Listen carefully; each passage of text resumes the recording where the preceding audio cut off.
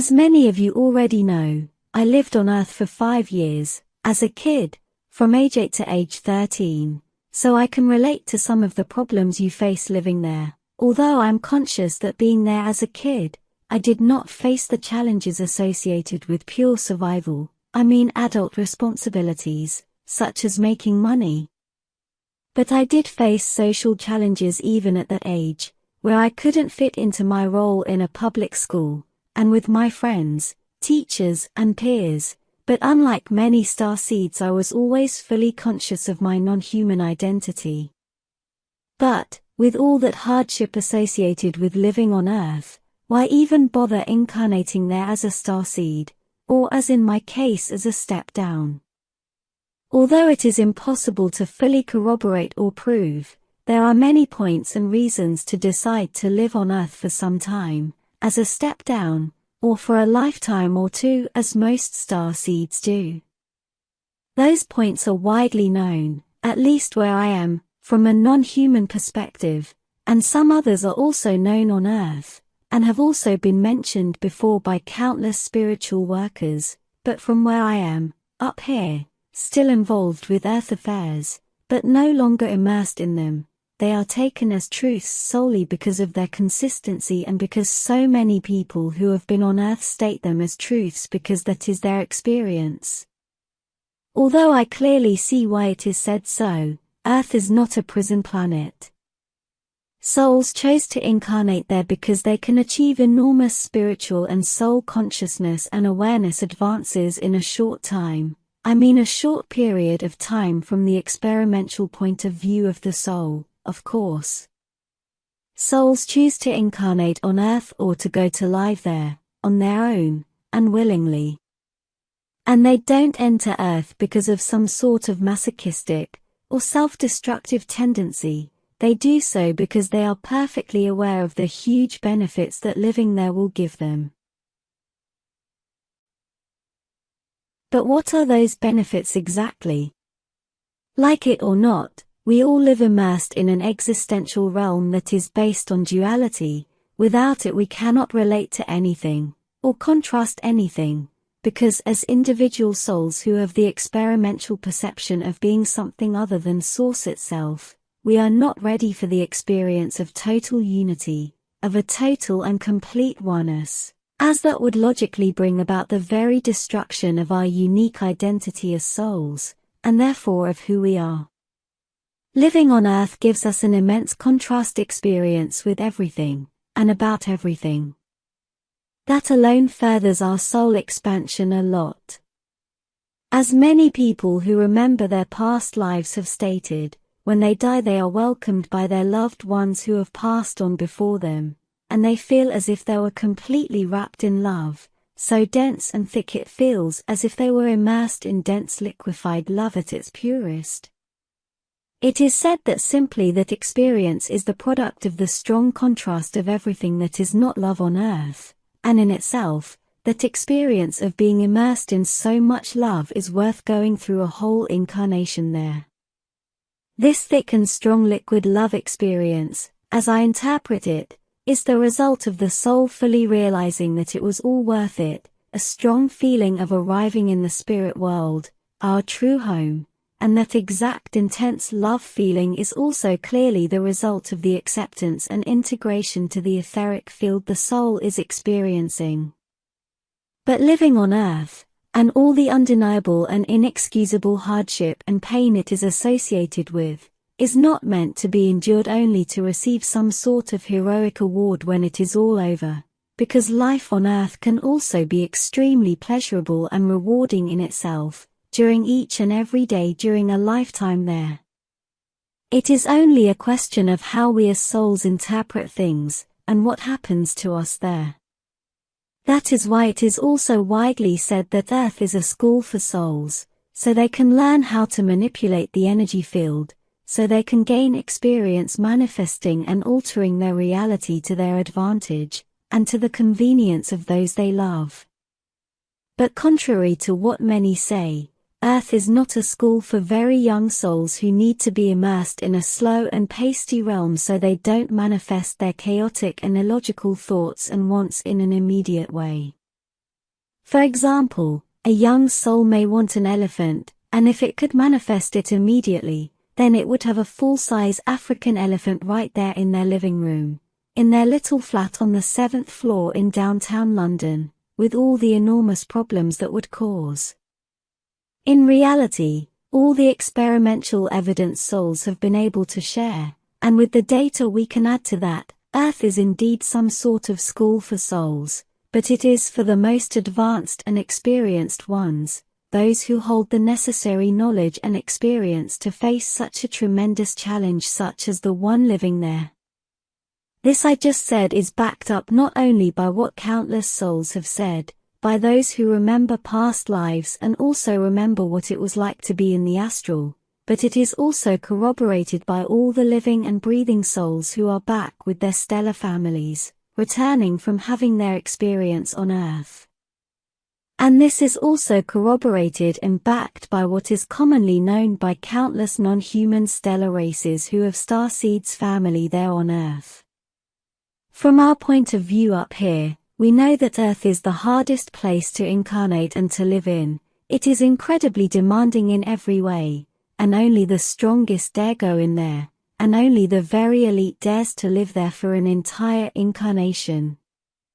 You, beautiful Starseeds, kindly listening to me right now out there, are that elite. Know this and let it sink in. You are there on Earth by your own will. You wanted that experience, and yes, it is hard, but it is meant to be that way and meant to be by you, who designed your life while in the astral. Your mission on Earth is you, it is to improve yourself despite all the obstacles and hardships you face every day.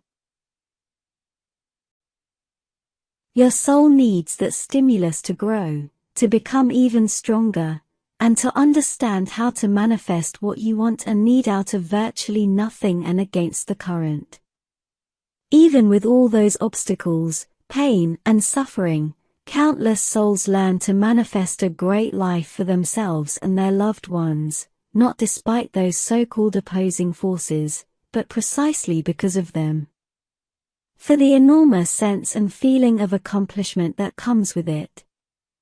This is why so many souls want to incarnate on Earth again and again, because they even get addicted to that feeling of power and accomplishment that they take away from that experience on Earth. They want more because they know they can do, and can accomplish a lot more. And this is why the level of difficulty has gone up in the past few decades. The souls incarnated there are causing that, for their own soul expansion, and not because of any exploitation at the highest level as many believe is the case.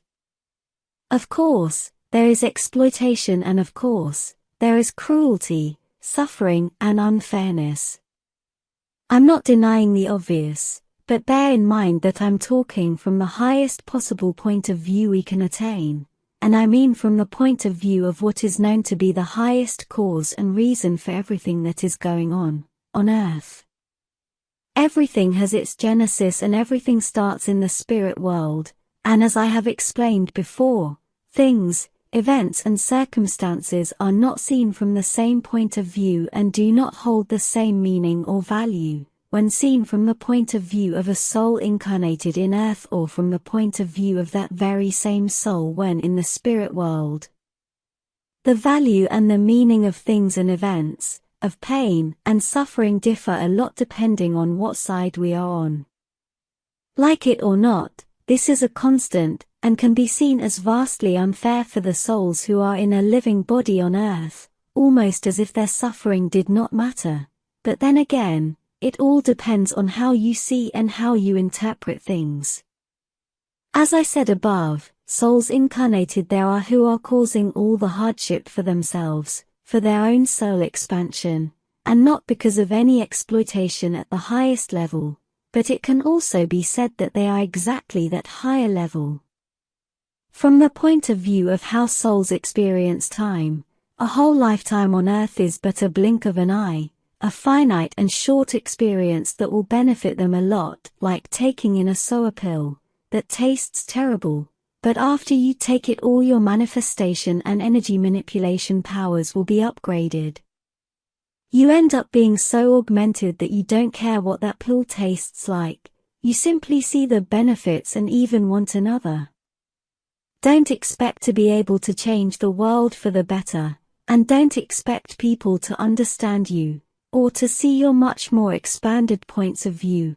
Most of those people aren't even there, as they are non-player characters with limited intractability, and only exist to play a small role in your life and to cause an emotional reaction in you. You don't need to change the world, all you need is to focus on improving yourself and your life, and that of your loved ones.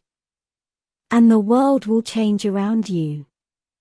Of course, we must fight against injustice, and for what is fair and for what we love, but that is our choice of action, it is who we are, and therefore we cannot be any other way. What we do defines us, and not acting on what we see and feel is correct would destroy our identity, and our soul. Fighting for justice and a better world is who we are, we cannot do otherwise, and it is worth it. We do not need to see immediate results, and I know that is frustrating, but we are all influencing the field that is life on Earth, and for the better. Remember, one single starseed with no apparent power influences a whole area, and thousands of people benefit from its existence. As a strong elite soul, you have the responsibility to influence reality with your high vibration, and with your advanced ethics and spirituality. Don't you dare back off now in the thick of the fight. Things on Earth must change simply because there are so many of us, starseeds, step-downs, full extraterrestrials influencing Earth, lightworkers, and people with similar mentalities, and more enter Earth as we speak. Things cannot anything else but change for the better simply because of the principle of the dominant frequency. Remember it. The strongest frequency and vibration in a field will tend to make all the other frequencies more of itself, more of the same. One starseed is stronger than thousands, in frequency and vibration. That's why they cannot change their mentality, and that is why so many starseeds can withstand living immersed on Earth without being changed. Those elite force starseeds, like you listening to me, can walk through hell without getting a stain. You are extremely powerful, my friends, know this. You are a reality-altering agent from higher realms, and your mission is to change things for the better while you learn to be even stronger, and while you have fun being at it. Of course, things are a great mess on Earth. There is a big fight going on there. A fight for sustaining the same old frequency, or for introducing a newer, more positive one. A fight for the consciousness and for the minds of people and souls. Good against evil, if you may. Same old. But that is just a level of the game of existence, a training ground for advanced souls. It is something for them to do. From above, everything is as it should be. And what you learn to manifest for yourself, while you live on Earth, is what changes the world. You are an elite soul, no doubt about that. And therefore, of course, you will encounter much resistance, but it's meant to be that way. It is only logical, but you got this, my friends. Each and every starseed has its stellar family looking over them, guiding and helping whenever they can, but without interfering, as it is a test for the souls on Earth. That means you are never alone. Go and make a wonderful life for yourself and for your loved ones, and with it the world will change around you. You got this.